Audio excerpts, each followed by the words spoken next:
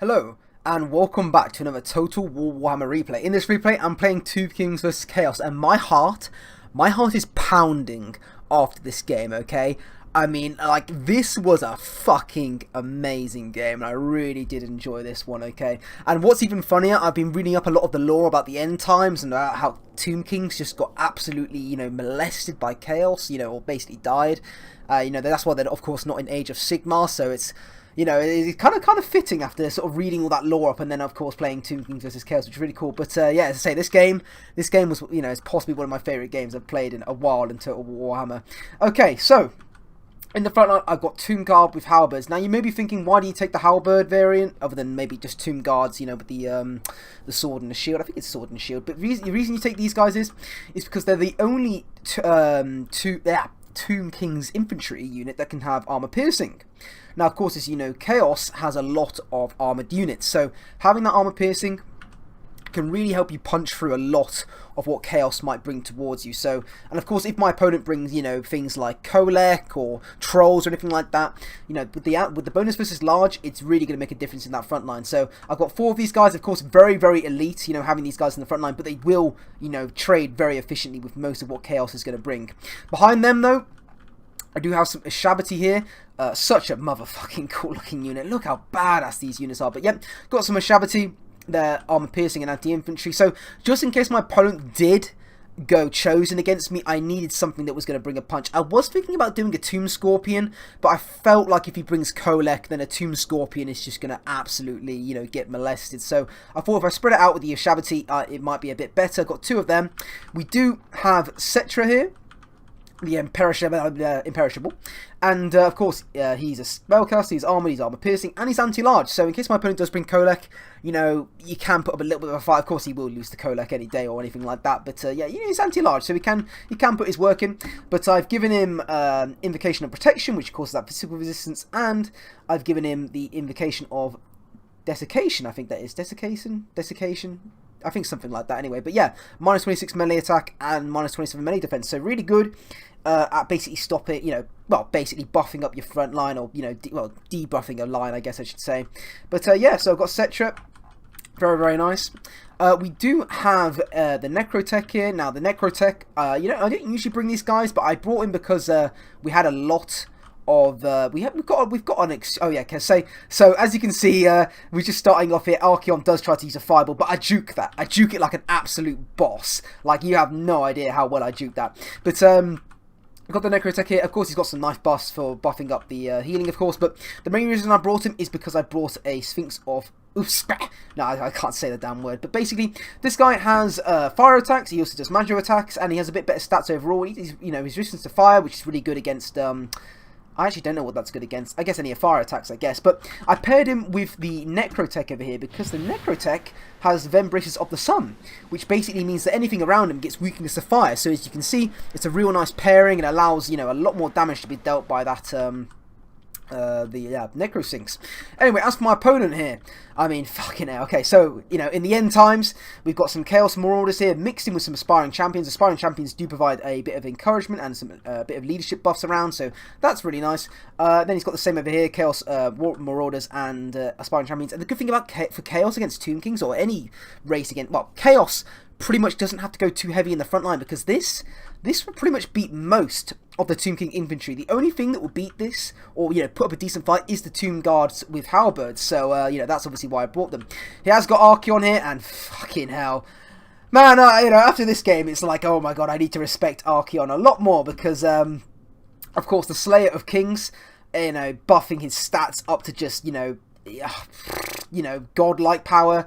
And, of course, with Sword of Ruin, he can really, really increase the damage he does. He can basically almost one-shot heroes, so you've got to really respect ARCHAON for that.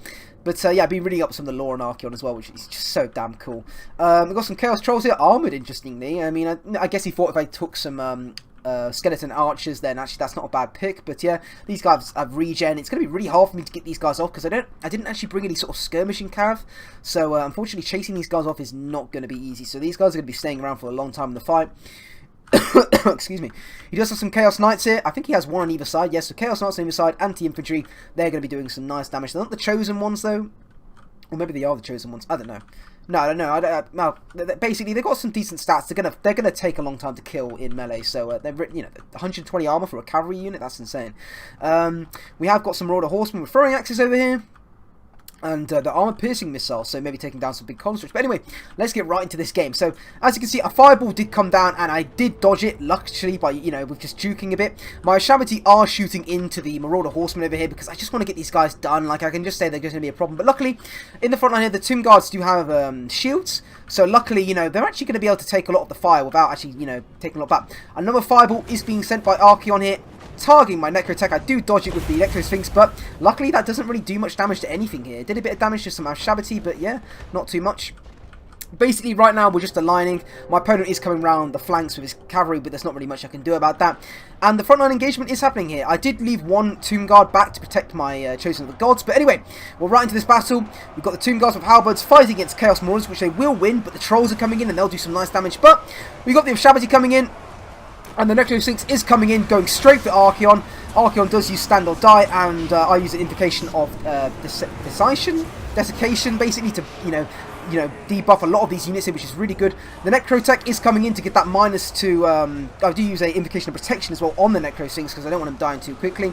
But basically, I've got the Necrotech in here, so basically all the fire damage is actually going to do a lot more damage here. But ARCHAON is hungry.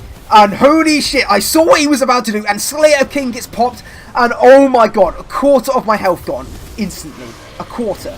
Another swipe, and I'm almost dead already. I mean, can you just imagine that? And then literally, I'm panicking here.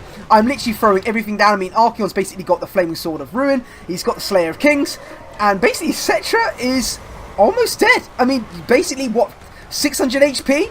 I am using the Necro Sphinx here to try and salvage what I can here, but ARCHAON's such a tough target to get, and basically at this point, I was thinking, wow, it's GG, I'm dead, there's nothing I can do, I've lost this, I've literally lost this, there's nothing I could do. He is chasing me down with some Chaos Knights as well, which I think do outspeed me, so that is really unfortunate, and then he uses these other Chaos Knights to chase me down, so unfortunately, Cetra does get caught over here. He is bringing ARCHAON over, who has taken a little bit of damage, but unfortunately Cetra dies, and, that's my Lord gone. But so early, and for Tomb Kings, that's terrible. The fact that I lost my Lord so early is crazy. Of course, I do have the Necrotech in, and the Necrotech will provide some encouragement. In the front line here, it is sort of very trading, very evenly. The Shabati haven't been taking any damage, barely. But, the Tomb Guard have taken some damage. You've got Us Marauders in the front line, back line here, sorry. But we're going for ARCHAON now. That's my way to get back into this game. I'm getting the Necro Sphinx, we're attacking ARCHAON. The Necrotech is nearby, providing that weakness to fire damage. And basically, we are going for ARCHAON as much as possible here. ARCHAON, though, doing what he does best, is trying to slay more heroes and lords, is now attacking my Necrotech. And basically, if I lose the Necrotech here, I was thinking I'm dead. I'm done. There's nothing I can do if I lose the Necrotech here. And another Flaming Sword of Ruin here, another swipe of his sword almost basically kills the Necrotech. But the Necro Sphinx is still nearby, but to say my Necrotech is basically dead and decays as well. So basically, I have no heroes and no lords in an undead army. And I literally thought at this point, how is my army not decaying? I was literally thinking to myself, how are we not decaying right now? How are my units not, like, dying? But for some reason, my units still have leadership, and we actually, surprisingly, we beat the Chaos front line. I mean, my opponent went with Chaos Marauders and Aspiring Champions, so Tomb Guard have actually done really nicely with the Shabati here mixed in.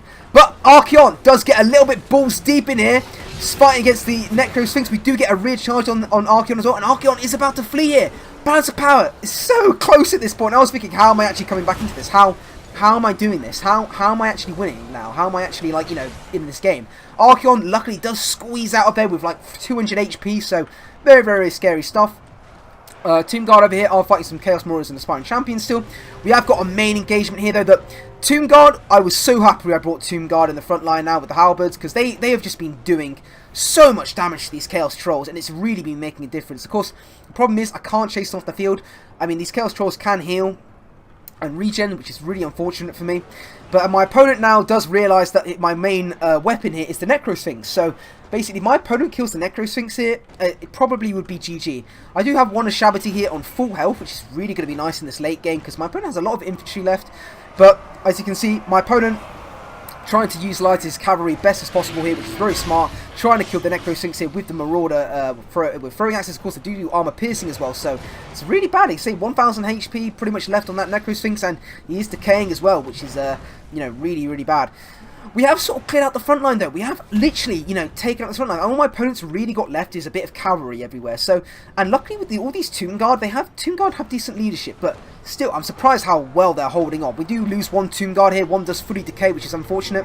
And ARCHAON is coming back in, and basically my job was now to see if I can get ARCHAON, because if I can kill ARCHAON, then maybe you might cause a terror rout, and ARCHAON does get absolutely swacked, or not swacked, but wiped over by that Necrosphinx, and he does die off his horse. So basically, it does start to cause a bit of a rout here, and I'm like, whoa, balance of power jumps right in my favour here. 180 to 180, well, 185 to 188. Very close here on numbers, as we can both see here. My Shabbaty over here, though, are decaying.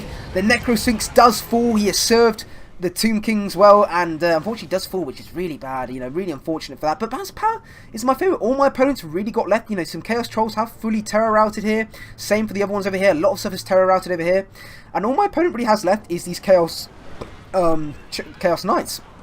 Of course, he is charging into my Tomb Guards with halberds, and basically I should brace him here, and eventually I do start to brace them, which makes, of course, a huge difference here. Those are Shabbaty are decaying, which is really unfortunate. There's only 4 of them left, but this one's still on full health. And, you know, surprisingly enough, the Realm of Souls is only in Tier 2. We're not even near to Tier 3 at the moment, so basically I've got that Shabbaty summons in my back pocket at some point, so, you know, you can imagine that's going to be really helpful in that late game scenario. My opponent right now, though, he is just trying to cycle charge right now. I do try and brace for that oncoming Chaos Charge. This time, a little bit better. We do stand a little bit better. But you see, the thing is, every time my opponent charges in like that, we do seem to get like one, you know, Chaos Knight model off every single time, which is really nice. At the moment, though, I'm basically just trying to chase off these aspiring champions, because these aspiring champions, of course, will provide a leadership buff. As you can see here, they have encouragement, so they do provide a leadership bonus to all nearby allies. So basically, I need to keep these guys off, because if these guys stay on, they'll make a lot of things stay, most likely. My opponent does have some Chaos Marauders rallying back over here, but as I say, they're probably going to break as soon as they get terrified by the Shabbaty. They do have fear, but not terror. Okay, so yeah, we've got some more Chaos Knights here charging in. My opponent is sort of juking me over here with these Chaos Marauders, obviously looking for a target to go for, but the thing is, there's not really any good targets here. Our Shabbaty are quite, you know, they've got decent mass against a lot of cavalry, and they're going to be able to tank, you know, a lot of cavalry charges that come to them, and they are armor piercing, so Chaos Knights are not going to be able to do too much against them. And of course, if my opponent tries to charge these Tomb Guard here with the halberds, the bonus versus large, the armor piercing, so basically it's going to be really nice. My opponent does go in for another charge here. I should have braced, but basically I thought, well, I'm in a blobby formation here, so maybe I can make the most of it. Unfortunately, this Tomb Guard with halberds is decaying, though, because, as I say, leadership is broken, and they have only a few models left. But, you know, I'm feeling not too bad here. He does, you know, he's basically trying to sort of counter rear charge me here, which is understandable. I probably would do the same, you know, because technically he is actually engaging me, which in tournament rules is legal, so, you know, basically he is technically engaging me here.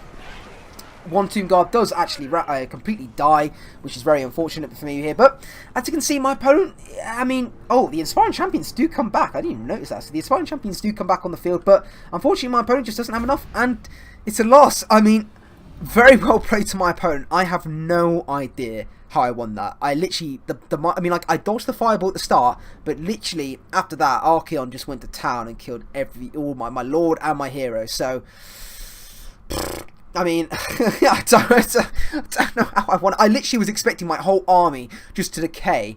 Maybe it's because I went very elite. A lot of my units were, you know, had decent leadership, but who knows? Anyway, thank you very much for watching, and I'll see you next time.